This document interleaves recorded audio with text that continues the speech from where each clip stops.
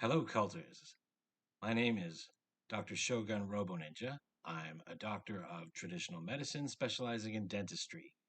Basically, I have a satchel that contains needle nose pliers and a bottle of whiskey. Today, we're going to talk about the number one rule of cult leadership. Instead of a big 20-minute draw out thing, I'll just tell you right now it's this. Rule number one is don't believe your own bullshit. Now, if you said, hey, that's not a problem for me, Dr. Robo Ninja, please hit that icon, go back to your homepage, and leave our temple. Thank you very much. Thing is, it's not as easy as it sounds. You're constantly surrounded by yes men. Information becomes very filtered when it reaches you. It's very easy to lose sight of reality.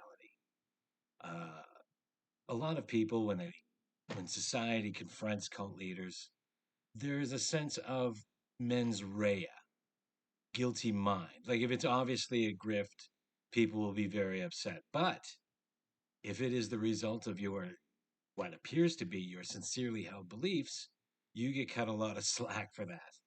No matter how crazy it is, whatever comes out of your mouth. Now, it's not always the same for folks. You know, you have people like Dan Barker, who was a true believer and then finally became a skeptic. And you have people who started skeptical and then just believed their own bullshit till it ate them up. Because that's the number one thing that ruins cults, that brings your empire crashing down. And that's overreach. Whether or not you're in this for the sex, the drugs, or the money, and let's be honest, there's a lot of overlap in that Venn diagram. Going too far, asking too much, not being able to think tactically, that is what will destroy you. There's a big difference between the grifter and the true believer. It's You have to understand that cults are structured as a grift, so you have to hone those skills accordingly. True believers, they they implode. Those are the guys that fast for 40 days in the jungle and die, or you know, rely on ointment and prayer to cure their cancer, shit like that. If you want to know if somebody is a grifter or a true believer, you got to ask yourself, are they putting their snakes in the fridge? And by that, I'm referring to the snake handling congregants of Appalachia. Now, amongst the things they do to the snakes, and it's all cruel, by the way, they may starve the snake or they may put the snake in the refrigerator prior to the service so that when you're flinging them around, it doesn't bite you. True believers don't understand this. Only the grifters do. And that's why when a true believer tries it, he gets bit on the ass or whatever. So, there are many examples, and I'm using this as a metaphor.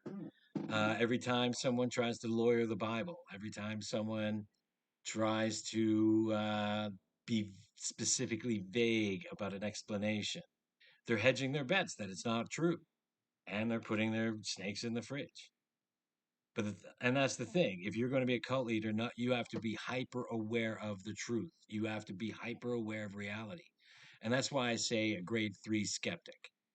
Uh, a grade one skeptic is those of you who went on a journey from believer to skeptic. You'll say, okay, stage one is all the stuff I thought was bullshit anyway. Bermuda Triangle, Bigfoot, what have you. Stage two is the stuff that has implications in your life, like ghosts and Jesus and religion and the things that have existential implications. And stage three is when you turn that in on yourself. And you're wondering, why do I have the attitudes that I do? What is the source of this weird idea? And when am I being an asshole, basically?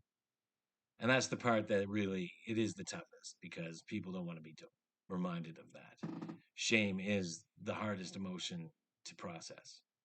So As a cult leader, you have to be hyper aware of reality, but everyone around you must be convinced that you are a true believer.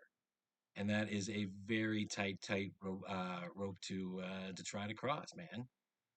Very few people pull that off. Benny Hinn, Joel Osteen comes to mind immediately. Zach Neer, you know, uh, some of the big heavyweights, because they understand that it's a grift and they hone their skills accordingly. All right.